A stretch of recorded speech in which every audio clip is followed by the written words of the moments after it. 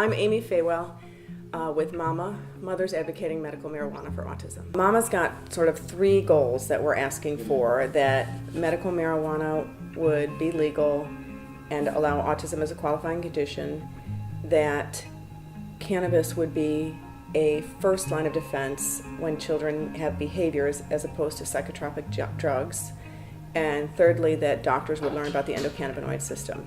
So if a whole plant bill passed here in Texas, and if autism was a qualifying condition in some way, then the next thing would be to start finding doctors that are willing to put the two together and look at what in autism, what is it in autism that cannabis can treat?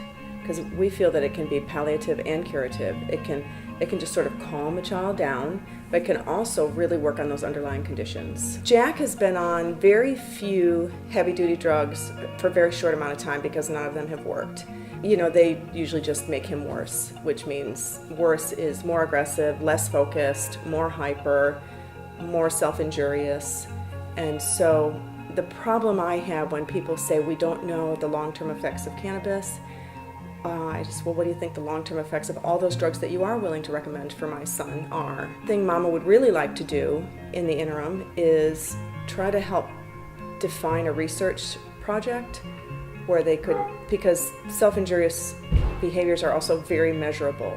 You know, you can count how many times did he bite his hand, and you create a study on cannabis. He bites it this many times in this situation, and off of cannabis he bites it this many times. It would be cut and dried. There's a government patent actually on cannabinoids that says it is antioxidant, anti-inflammatory, neuroprotective, it regulates the immune system, it protects the brain from glutamate toxicity, while autism is oxidative stress, inflammation of the gut and brain, the immune system is dysregulated, and surely a kid that has a brain that's compromised needs a neuroprotectant.